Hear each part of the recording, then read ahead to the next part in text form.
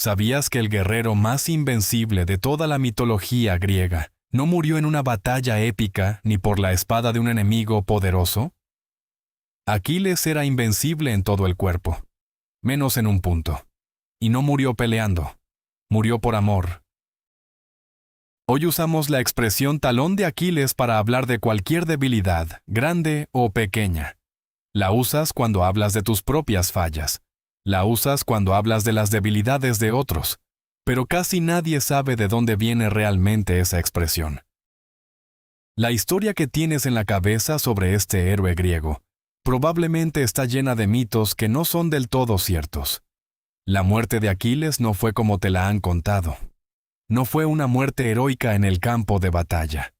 Fue una muerte en una trampa, una muerte por amor y por engaño. Y hoy vas a descubrir cómo ocurrió todo.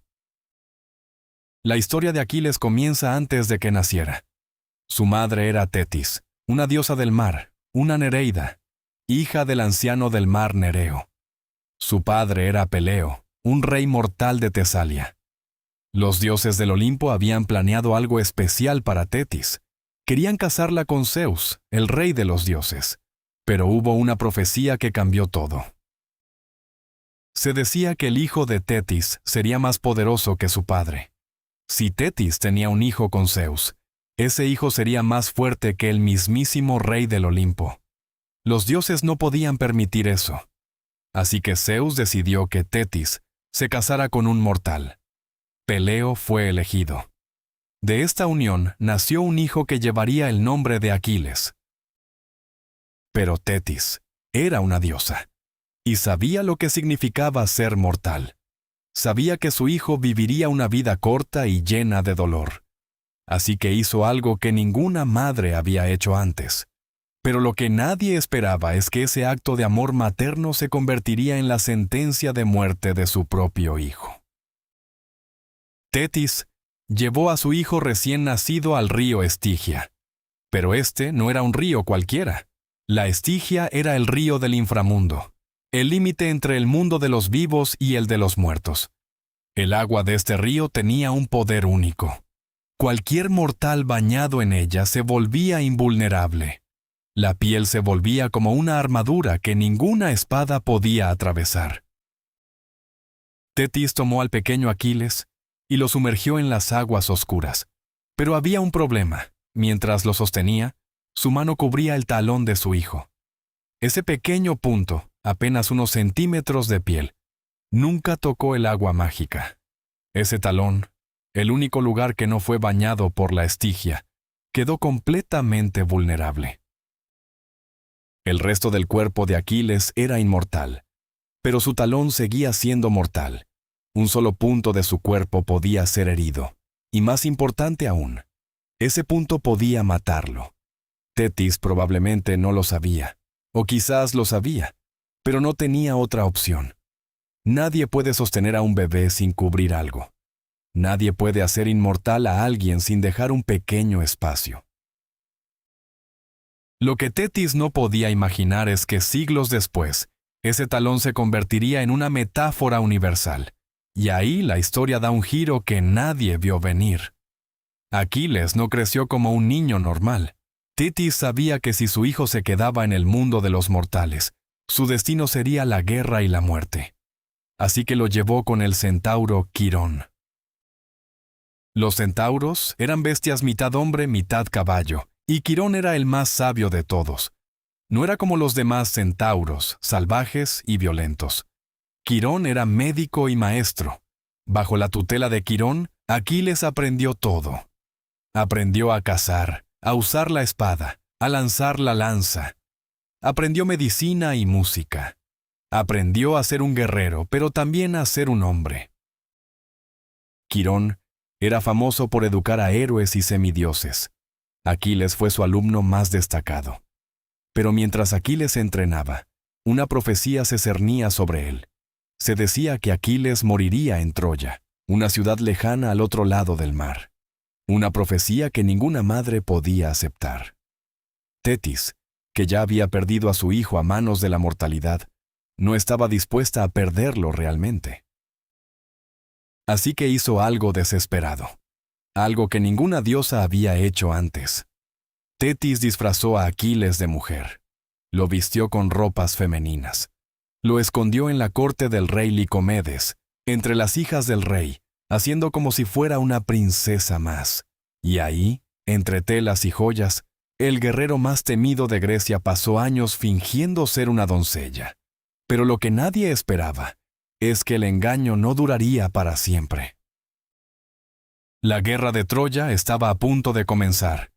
Agamenón, rey de Micenas, había reunido a todos los reyes y héroes de Grecia para navegar hacia Troya. Todos los guerreros importantes estaban allí, todos menos Aquiles. Tetis había escondido bien a su hijo, pero había un problema. El adivino Calcas había profetizado que Troya no caería sin Aquiles. Los griegos necesitaban a su mejor guerrero, pero nadie sabía dónde estaba. Odiseo, el rey de Ítaca, famoso por su astucia, recibió la misión de encontrar a Aquiles, y lo hizo de la forma más inteligente posible. Se disfrazó de comerciante y llegó a la corte de Licomedes. Traía consigo joyas y objetos para mujeres, pero entre los collares y los vestidos, escondió una lanza y un escudo. Cuando las princesas se acercaron a ver las joyas, solo una de ellas no miró los adornos. Aquiles, disfrazado de mujer, tomó la lanza y el escudo. Nadie más lo hizo. Odiseo lo había descubierto. Y esa revelación cambió todo. Aquiles sabía que si iba a Troya, moriría. Su madre se lo había dicho.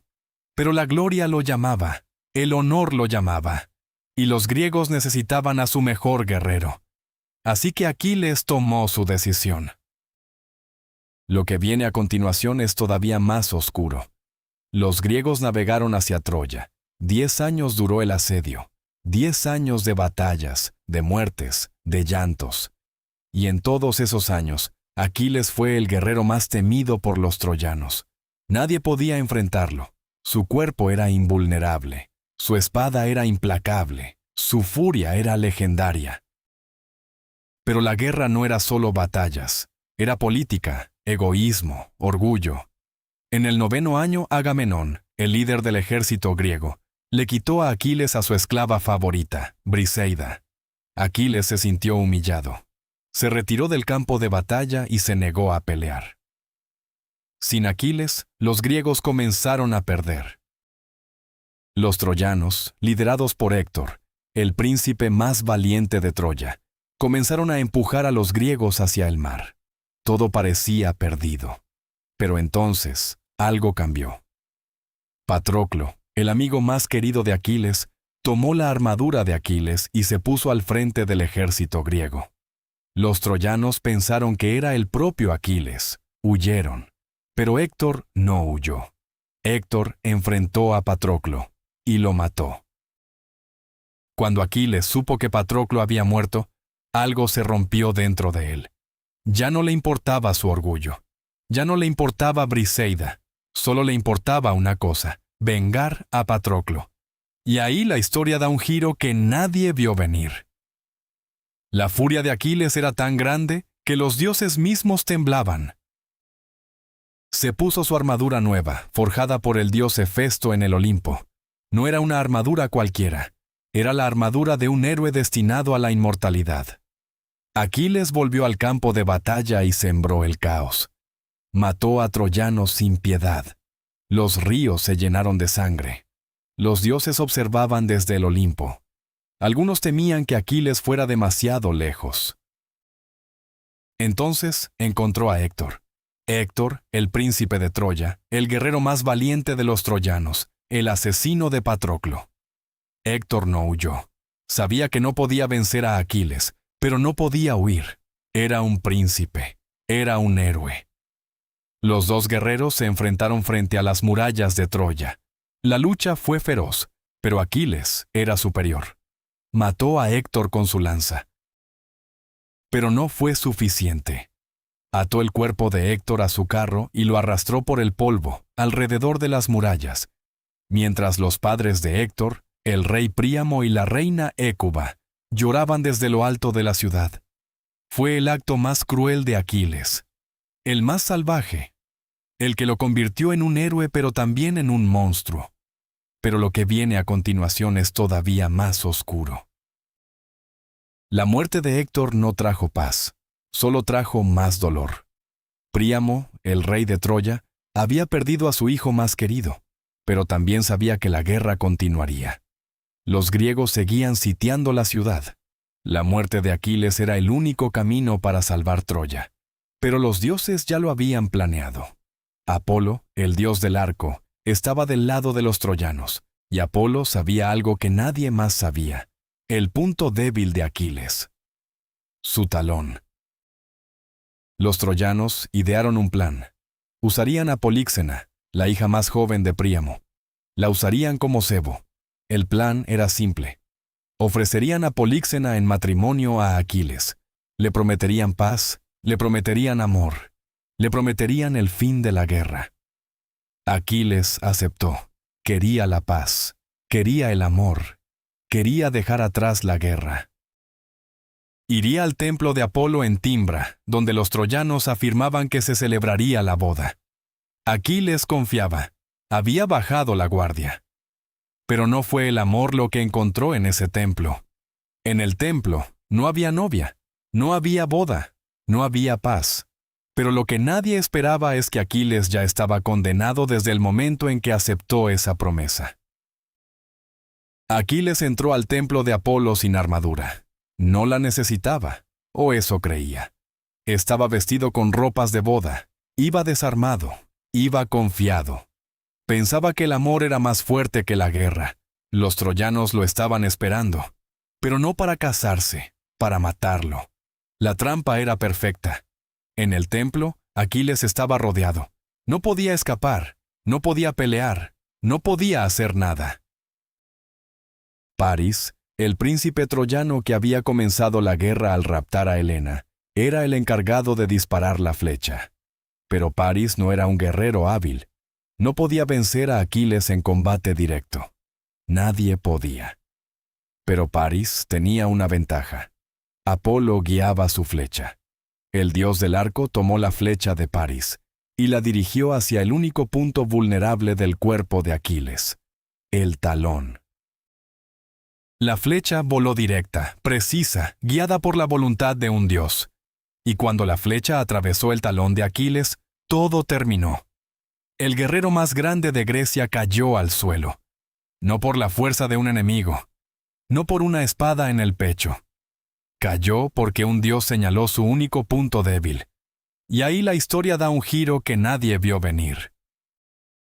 La muerte de Aquiles no fue rápida. La flecha estaba envenenada. El veneno se extendió por su cuerpo. No podía moverse, no podía luchar. Solo podía mirar a sus asesinos mientras se desangraba en el suelo del templo. Los troyanos lo rodearon. Paris, su verdugo, se acercó para asegurarse de que estaba muerto. Pero Aquiles ya no podía verlo. Ya no podía oírlo. La vida se estaba escapando de su cuerpo. Aquiles murió en el suelo de un templo, rodeado de enemigos que le habían prometido amor. No murió en el campo de batalla. No murió frente a Héctor. No murió por la fuerza de un guerrero superior. Murió porque confió. Murió porque amó. Murió porque creyó que la guerra podía terminar con una boda. Y quizás eso es lo más trágico de todo. Que el héroe más grande de Grecia, el guerrero invencible, el semidios que los dioses mismos temían, fue derrotado por una promesa de amor. No fue la guerra la que lo mató. Fue la esperanza de que la guerra pudiera terminar. Lo que viene a continuación es lo que nadie cuenta de esta historia. Hoy, cuando dices que algo es tu talón de Aquiles, estás diciendo que esa cosa es tu punto débil, que es lo único que puede hacerte caer. Pero casi nadie sabe que la historia detrás de esa expresión es mucho más oscura y trágica de lo que imaginas. El talón de Aquiles no es solo una metáfora de una debilidad. Es la historia de un héroe que fue derrotado no por un enemigo más fuerte, sino por su propia humanidad. Es la historia de un guerrero que bajó la guardia porque quería creer en el amor. Es la historia de un semidios que murió como un mortal, traicionado, engañado y solo. La próxima vez que uses esa expresión, recuerda que no hablas solo de una debilidad.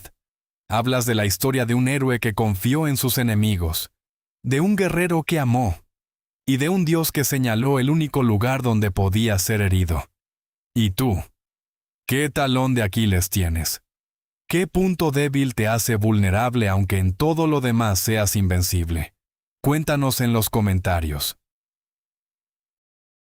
Y si esta historia te ha hecho ver la mitología de otra forma, dale like y suscríbete para más leyendas como esta, porque la verdadera historia siempre es más oscura de lo que parece.